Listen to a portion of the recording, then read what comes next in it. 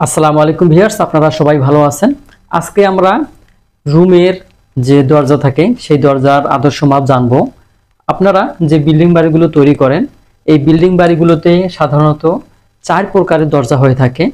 অনেকে কিন্তু এই দরজাগুলোর মাপ জানেন না, আবার অনেকে ইচ্ছা মতো এই দরজাগুলো রেখে দেন। এতে করে সমস্যা হয়। যখন আপনারা রুমের ভিতরে ফার্নিচারগুলো ভিতরে নেন, তখন কিন্তু অনেক সময় দেখা যায় যে দরজার কারণে আপনাদের এই ফার্নিচারগুলো ভিতরে প্রবেশ করতে পারে না। তো যাই হোক, আমরা আদর্শ যে সাইজগুলো থাকে দরজার, সেই সাইজগুলো নিয়ে আজকে আলোচনা করব এবং আপনাদের আমরা মিনিমাম যে সাইজগুলো রাখতে হয় সেইগুলো আমরা বলবো। আর এর বাইরে যদি আপনারা রাখতে পারেন সেটা আমরা বলবো যে কতটুকু আপনারা এই সাইজগুলো রাখতে পারবেন। তো প্রথমে আমি এখানে 1 2 3 4 আমরা 4টা দরজা নিয়েছি। এই দরজাগুলো কিন্তু এখানে মাপগুলো হবে চৌকাঠ সহকারে, অর্থাৎ পুরো দরজার মাপ আপনারা এই মাপে দরজাগুলো ছেড়ে দেবেন। এরপরে আপনারা চৌকাঠ লাগাতে পারেন, অথবা এখন কিন্তু অনেক সময় দেখা যায় যে MS অ্যাঙ্গেল দিয়েও কিন্তু এই দরজাগুলো তৈরি করা হয়ে থাকে।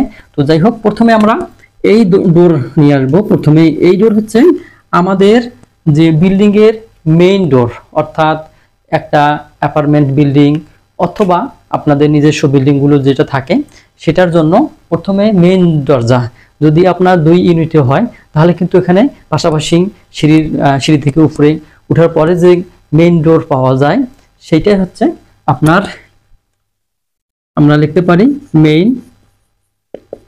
মেইন ডোর অথবা আমরা ENT। এটা হচ্ছে আমাদের প্রবেশ পথ।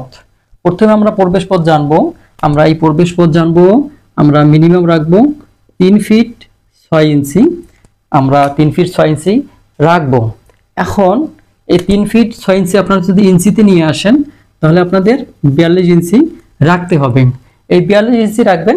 যখন আপনারা ইটের গাঁথনি করবেন তখন কিন্তু 1 ইঞ্চি আপনারা বেশি করে রাখবেন, অর্থাৎ 42-এর জায়গায় আপনারা 43 ইঞ্চি ছেড়ে দিয়ে তারপরে এই ইটের গাঁথনিটা করবেন। কেননা অনেক সময় দরজাগুলো যখন লাগাবেন তখন কিন্তু প্লাস্টার করতে হয় বা অন্য কোনো কারণে চৌকাঠ বসতে চায় না। এই কারণে আপনারা 1 ইঞ্চি সবসময় ক্লিয়ার নিয়ে রাখবেন। এখন আমরা মেইন ডোর চলে আসলাম। মেইন ডোর আমাদের শেষ হয়ে গেল। এই মেইন ডোর হচ্ছে আপনাদের যে বিল্ডিং সিঁড়ি থেকে ওঠার পরে সেই বিল্ডিং। কিন্তু এখন যদি আপনারা যাদের পার্কিং জায়গা থাকে তাদের কিন্তু আরো বড় দরজা লাগে, অর্থাৎ সেখানে আপনার প্রায় 8 ফিট 10 ফিট বা 14 ফিটেও কিন্তু দরজা হয়ে থাকে। আপনাদের যেই গাড়িগুলো থাকে সেগুলোর মাপেই অনেক সময় বড় বড় হয়ে থাকে। তো যাই হোক, আমরা এই মেইন ডোর আসলাম। এর পরবর্তী যে ডোর আমরা দেখতে পাচ্ছেন, এই ডোরগুলো কিন্তু রুমের ডোর, অর্থাৎ আপনার বিল্ডিং এর ভিতরে যত রুম আছে, guest room, master bedroom, child bedroom বা আরো যদি রুম থাকে আপনার সার্ভে অথবা সার্ভেন্ট রুম, যাই থাক না কেন, এগুলোর জন্য মাপ আমরা লাগবে আমাদের 3 ফিট 4 ইঞ্চি।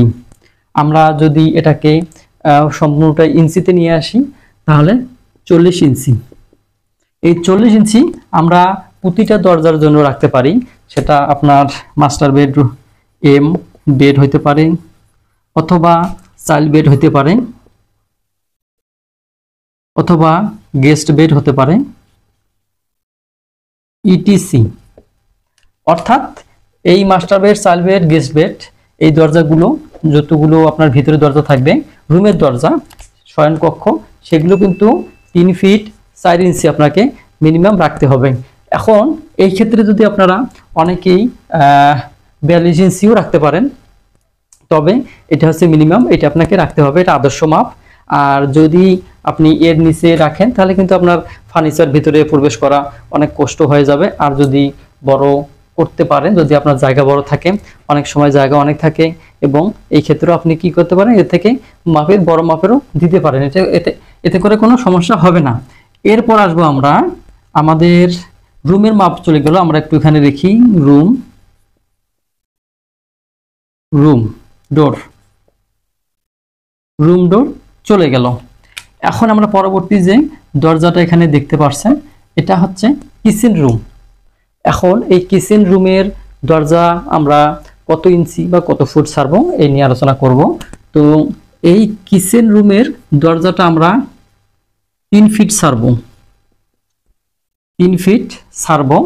এতে করে অনায়াসে আপনার এই কিচেন রুমের যাতায়াতটা সুবিধা হবে, এতে করে কোনো সমস্যা হবে না। তো 3 ফিট আপনারা রাখবেন কিচেন রুমের দরজা। কিচেন রুম আমাদের চলে গেল।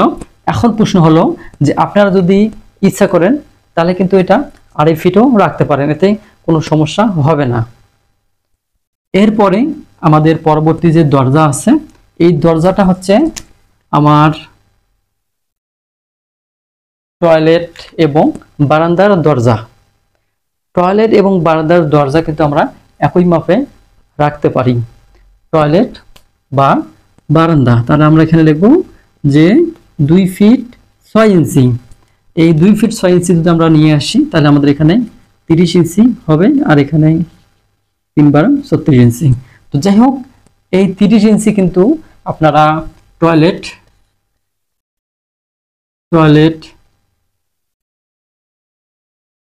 ডোর অথবা বারান্দার ডোর,